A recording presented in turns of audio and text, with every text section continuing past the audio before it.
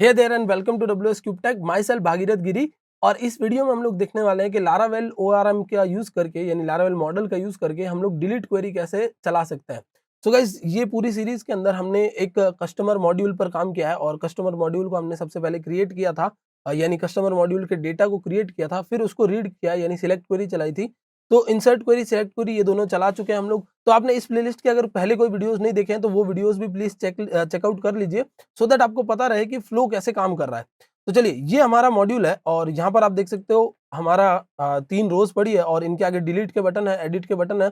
तो अभी हम लोग क्या करने वाले हैं, डिलीट बटन को एक्टिवेट करने वाले हैं। अभी आप देखोगे तो डिलीट बटन पर कुछ भी नहीं हो रहा है, बट अभी हम क्या करेंगे, डिलीट बटन को एक्टिवेट करेंगे। और मैं यहाँ से लोकल होस्ट /phpMyAdmin भी ओपन कर देता हूँ, सो दैट डेटाबेस पर भी हम लोग देख पाएं कि डेटाबेस से डेटा जा रहा है कि नहीं जा रहा है। ठीक है, तो डिलीट बटन को एक्टिवेट करने के लिए मैं क्या करूंगा, ये मेरा कस्टमर कंट्रोलर बना हुआ है। देखिए यहाँ पर चलते हैं हम लोग और app HTTP controller, customer controller बना हुआ है। तो ये कस्टमर कंट्रोलर को हम लोग यूज करेंगे और यहाँ पर मैं एक फंक्शन बना देता हूँ डिस्ट्रॉय करके। डिस्ट्रॉय या डिलीट नाम से आप फंक्शन बना दीजिए। तो डिलीट नाम से एक फंक्शन बना देता हूँ, ठीक है।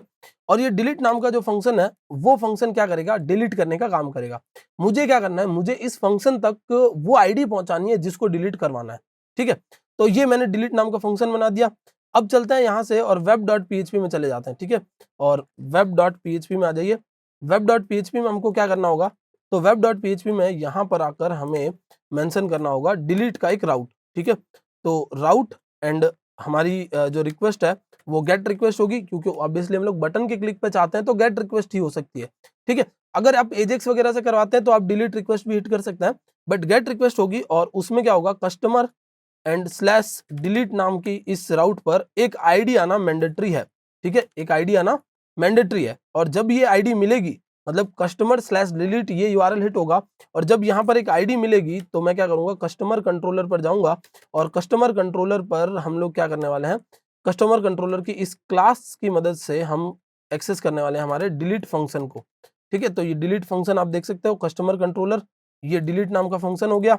और यहाँ हम लोग चाहें तो इसका एक नाम भी बना सकते हैं और मैं इसका नाम बना देता हूँ name, and name will be customer delete, ठीक है। नेम्ड राउट्स जो लास्ट वीडियो में हमने बात की थी ये उसी का पार्ट है और कस्टमर डॉट डिलीट नाम से एक ये बना देता हूँ मैं, ठीक है। तो अभी हम लोग क्या करेंगे, customer slash delete slash ID को हिट करेंगे। देखिए अभी मैं URL मेथड यूज करने वाला हूँ, बाद में मैं राउट मेथड को भी यूज करके आपको समझा दूंगा। और जो हमारा व्यू पेज है उधर चले जाते हैं। तो हमारा व्यू पेज कहाँ है, तो रिसोर्सेस में जाना है आपको। रिसोर्सेस में व्यू पर जाना है, एक बार इसको क्लोज कर देते हैं। रिसोर्सेस में व्यू में हमारा ये customer view dot blade dot PHP वाला पेज, ठीक है। अब इस पेज में आप देख रहे हो कि यहाँ पर ये डिलीट का बटन है। मैं क्या करूंगा, डिलीट के बटन के बाहर एक एंकर टैग को बना दूंगा, ठीक है। डिलीट के बटन के बाहर एक एंकर टैग यहाँ पर बना दूंगा और रिफ्रेश करते हैं। तब देखिए यहाँ एक एंकर टैग है और इस एंकर टैग के क्लिक होने पर क्या होना चाहिए, एंकर टैग के क्लिक होने पर किसी राउट पर इसको जाना चाहिए, ठीक है। तो यहाँ से इस एंकर टैग को पूरा रैप कर लेते हैं इधर, ओके। अब देखिए, अब हम क्या करेंगे, हम लोग यहाँ पर एक एंकर टैग पर URL हिट करेंगे और URL हिट करने के लिए मैं यहाँ इको करवाऊंगा URL वाले फंक्शन को और स्लैश में कस्टमर डिलीट, ठीक है, कस्टमर स्लैश डिलीट। और यहाँ हम लोग पास करेंगे उस आईडी को जिसको डिलीट करवाना है। तो उस आईडी को पास करने का क्या तरीका है, तो ये कस्टमर वाला जो आप ऑब्जेक्ट यहाँ फैच करवा रहे हैं, यानी कस्टमर का जो डेटा फैच करवा रहे हैं, यहाँ पर आपको कस्टमर की आईडी भी मिल जाएगी, जो कि हम लोग डेटाबेस से चेक कर लेते हैं। तो यहाँ पर चलिए डेटाबेस के अंदर, और ये है WS क्यूब टेक नाम से, और यहाँ कस्टमर्स नाम से बना हुई है टेबल, और कस्टमर अंडरस्कोर ID नाम से ये आईडी है, ठीक है। तो ये जो हमने अब तक बनाया वो क्या करेगा, वो मुझे एक URL तक लाकर दे देगा। तो मैं राइट क्लिक करके इंस्पेक्ट करता हूँ और देखता हूँ कि क्या वहां पर URL बनी है कि नहीं बनी है। तो इस बटन पर चलते हैं, देखिए ये हमारा लोकल होस्ट और स्लैश में कस्टमर स्लैश डिलीट तक बन गई। हमको क्या करना है, स्लैश में एक URL के अंदर एक आईडी पास करवानी है। जैसे अभी मैं डिलीट पे क्लिक करता हूँ तो ये 404 पे चला जाएगा। क्यों हो रहा है ऐसा, बिकॉज आपने यहाँ पर बोला था कि कस्टमर स्लैश डिलीट के सबसे लास्ट में एक आईडी मिलनी मैंडेटरी है। यहाँ तो कोई आईडी नहीं है, जब आईडी मिलेगी तब ये आगे जाएगा, ठीक है। सो इस केस में क्या करना है आप लोगों को, इस केस में आप लोगों को यहाँ जैसे ये URL इको हुआ खत्म, आपको क्या करना है, यहाँ एक स्लैश लगाकर एक बार फिर से इको करवाना है। और यहाँ आप किसको इको करेंगे, यहाँ हम लोग इको करेंगे कस्टमर वाले ऑब्जेक्ट के अंदर से कस्टमर अंडरस्कोर ID, ठीक है, कस्टमर अंडरस्कोर ID को यहाँ इको करवा देंगे, ओके। अब रिफ्रेश करते हैं और वापस इंस्पेक्ट करके देखते हैं। पिछली बार क्या दिख रहा था, पिछली बार सिर्फ कस्टमर दिख रहा था, इस बार कस्टमर की आईडी भी दिख रही है। देखिए delete/1 यहाँ पर अगर आते हैं तो delete/2 दिखेगा, और अगर यहाँ पर अगर आते हैं तो हम लोगों को delete/3 दिखेगा। मतलब तीनों जो हमारे रोज हैं उनकी अपनी अपनी आईडीज दिख रही है। बस हमारा काम हो गया। ये जो आपका राउट है वो राउट आपको कहाँ लेके आएगा, डिलीट वाले इस मेथड पर लेके आएगा। और बस आपको क्या करना है, तो आपको $ID यहाँ से उठा लेनी है, और फिर आपको चेक करना है कि $ID हमने जो उठाई है उसके ऊपर जो डेटा है उसको डिलीट कैसे किया। तो $ID आपको उठा लेनी है, और मैं आपको यहाँ पर इको करवा के दिखा देता हूँ कि $ID क्या मिल रही है। तो $ID एंड डाई। अब रिफ्रेश करते हैं, देखिए इधर क्लिक हुआ और यहाँ पर आईडी मिल रही है 1।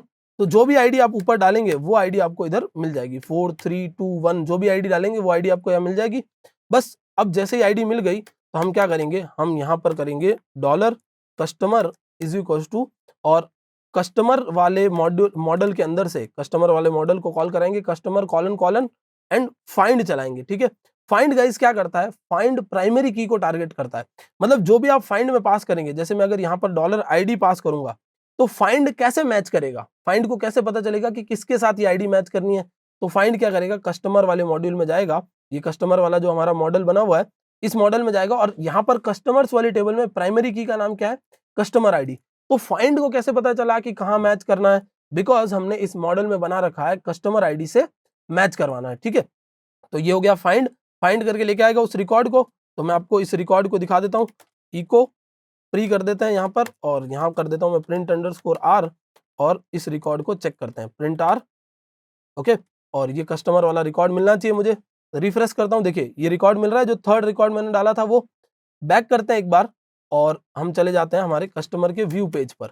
ठीक है, यहाँ डिलीट किया मैंने, देखिए ये रिकॉर्ड मिल रहा है मुझे, सेकंड वाला रिकॉर्ड मिल रहा है। तो जिस किसी आईडी पे क्लिक हो रहा है उसका रिकॉर्ड हमारे सामने आ रहा है। बस बहुत सिंपल सा, हमको क्या करना है, हम लोगों को यहाँ पर एक और चला देना है डिलीट। ठीक है, डिलीट नाम का फंक्शन जो लारावेल आपको प्रोवाइड करवाता है। तो आपने क्या बोला, customer find this and delete, customer वाले मॉडल से। आप चाहो तो इसको इग्नोर भी कर सकते हो, मतलब कोई वेरिएबल नहीं भी रखोगे तो भी चलेगा। सिंपली कस्टमर वाले मॉड्यूल से हमने फाइंड किया आईडी के बेसिस पे और उसको डिलीट करवा दिया, बस इतना सा है डिलीट क्वेरी का कंसेप्ट। फिर आप क्या करोगे, फिर आप करोगे रिटर्न, रिडायरेक्ट एंड बैक। ठीक है, अब यहाँ पर और भी चीजें हो सकती है, जैसे हो सकता है कि कोई एरर आ जाए, हो सकता है रन टाइम पर कोई एरर आ जाए जिसकी वजह से ये डिलीट ना हो पाए, या फिर हो सकता है ये आईडी गलत हो। इस टाइप के काफी सारे केसेस हो सकते हैं। तो उन केसेस को हम लोग हैंडल कैसे कर सकते हैं ये भी हम समझेंगे। अभी एक बार इस कंसेप्ट को यूज करके इसको रिडायरेक्ट करवा देते हैं। ठीक है, तो चलिए इधर आते हैं और कस्टमर वाले पेज पर वापस चले जाते हैं और रिफ्रेश करता हूं। तो जैसे देखिए ये वाला टेस्टिंग लिखा हुआ है, जैसे डिलीट पे क्लिक होगा तो ये क्या हुआ, डिलीट हुआ, वापस इधर आ गया। कैसे आया, बिकॉज हमने बोला रिटर्न, ये फंक्शन को रिटर्न करना है, रिटर्न रिडायरेक्ट बैक, मतलब जहां से आया उधर चले जाना। तो जिधर से रिक्वेस्ट आई होगी उधर ये क्या करेगा, वापस इसको भेज देगा। ओके, तो ये हो गया हमारा पहला तरीका। अब दूसरे तरीके पे आ जाते हैं। तो दूसरा तरीका क्या है, तो दूसरे तरीके में मैं दो चीजें यूज करूंगा। एक तो मैं नेम्ड राउट यूज करूंगा।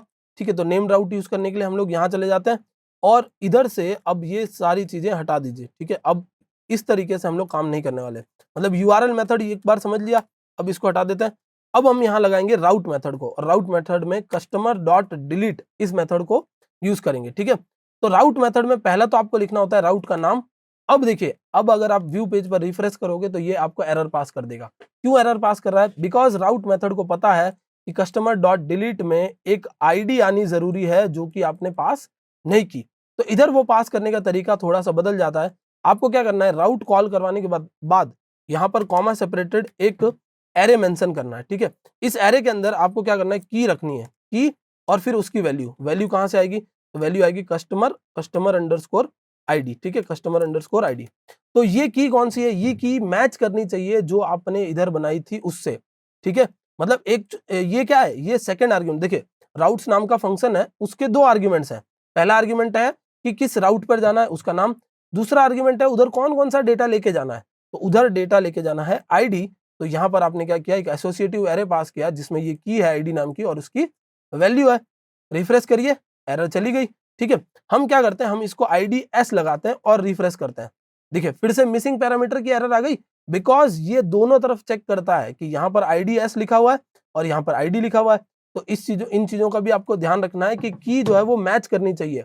अब रिफ्रेश करते हैं और अब चले जाते हैं इधर और उस चांस की बात करते हैं कि जहां पर हमारे कस्टमर में भी मिले ही ना, मतलब इस नाम से इस आईडी से कोई कस्टमर हो ही ना, तो हम क्या करेंगे, हम यहाँ पर उठाएंगे पहले dollar customer is equal to और हम चेक करेंगे कि कस्टमर का डेटा कहीं एम्प्टी तो नहीं है।